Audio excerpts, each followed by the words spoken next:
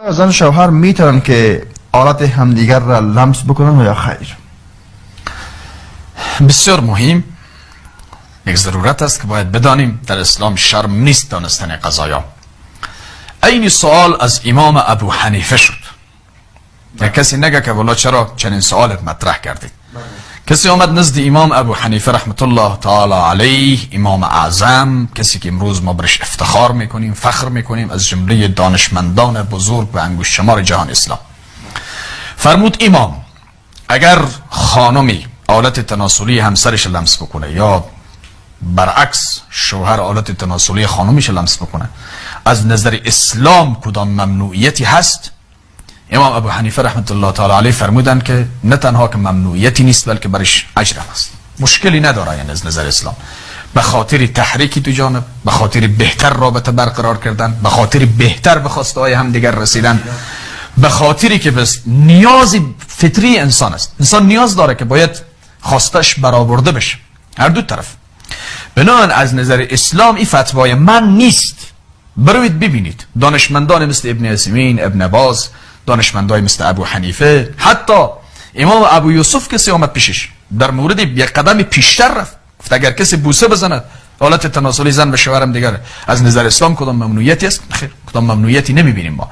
چیزی که در رابطه جنسی تأکیدی همه بود، چیزی که من است همون دو مورد است، یکی قضیه لواطت، یکی قضیه زمانهای ممنوعه، حیض، نفاس، غیره و غیره چیزهایی که ذکر شد.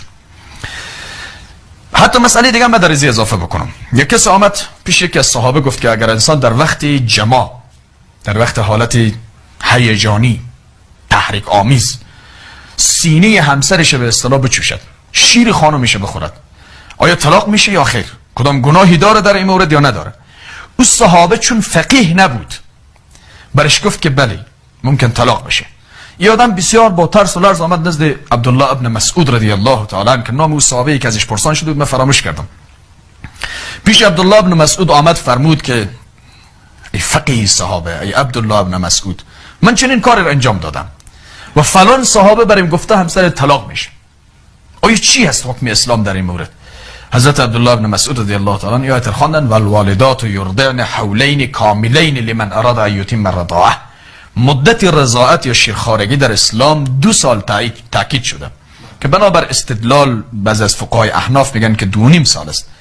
به هر حال هدف از رضاعت یا حرمت رضاعت زمانی ثابت میشه که انسان نیاز به شیر خوردن داره، طفل است، یعنی در اون سنی است که قرآن بیان کرده.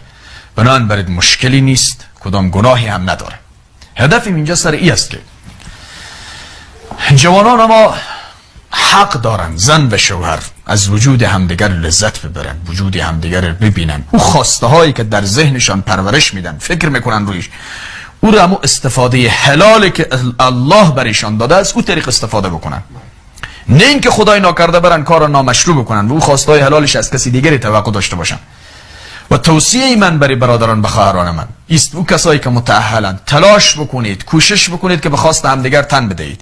والله اگر به تمام خواسته های همسرت برسی، همسرت در حقت خیانت نمی کند مگر اینکه یک انسان پس فطرتی باشد.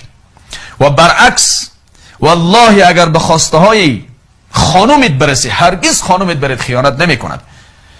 مشکل ما است که ما یک طرفه قضاوت میکنیم. مرد به فکر خودش هست، میگه هر چی که ما گفتم، هر چی که ما کردم، هر چی ما خواستم. برعکس جانب مقابل مظلوم قرار میگیرد در این مورد. به این لحاظ است که اسلام تأکید کرده روی این قضیه که باید این مسئله را جدی بگیرید. این مسئله عادی نیست، نیاز انسان است، چیز ضروری است. وقتی با 2 کلمه ایجاب و قبول رسول الله صلی الله علیه و سلم در حجة الوداع فرمودن متوجه همسرانتان باشید، اونهایی که با او اعتقاد و باور با اون 2 کلمه ایجاب و قبول پدر رها کردن، مادر رها کردن، زندگی رها کردن، آمدن در پهلوی تو خوابیدن، با این اخلاقت میسازن، با این برخورد و رفتارت میسازن، پس خود ملزم بدان برای ادای حقوق و پرداخت حقوق جانب مقابل. بنابراین از نظر اسلام مانعی نیست که اگر کسی از وجود همسرش لذت میبره، برعکس خانم از وجود شوهرش لذت میبره، وجودش میبینه، عورتش، ممنوعیتی نیست. و این یک بحثی هم هست که ممکن بعضی از عزیزان انتقاد بکنن و اصطلاح جنجال‌های رو برانگیزه که چرا چنین قضیه مطرح کردید. ما این را از جمله احساس ضروریات جامعه دانستیم. ما خبر داریم که در این مورد چقدر جوانا سوال میکنن، چقدر جوانا در این مورد به اصطلاح پرسپال میکنه. امروز رسانه ها، اینترنت، تمام ابزار و وسایل در اختیار جواناست. هر لحظه اینها سراکار با فیلم های پورنو مبتذل به اصطلاح دیگه و دیگه دارن. پس اینا حق دارن بعضی مسائل رو بدانن از نظر شرعی. از اینکه یک عمر او جوان در تشویش زندگی کنه، با فکر باشه که والله چی خواهد شد، ما سینه همسر مشوشیدم به اصطلاح مثال بگه، جوان بگه خانم طلاق میشه نمیشه. مثل که مثلا در قضیه لواطت بسیار پرسان میکنه اگر کسی عیانا نمیدانه جرم لواطت، گناهی لواطت، با همسرش لواطت میکنه طلاق میشه؟ طلاق نمیشه، ولی گناهش به مراتب بزرگتر از قضیه طلاق است، مورد لعنت الله، نفرین الله قرار میگیری. پس نباید این مسائل فراموش شدنی باشه. اینا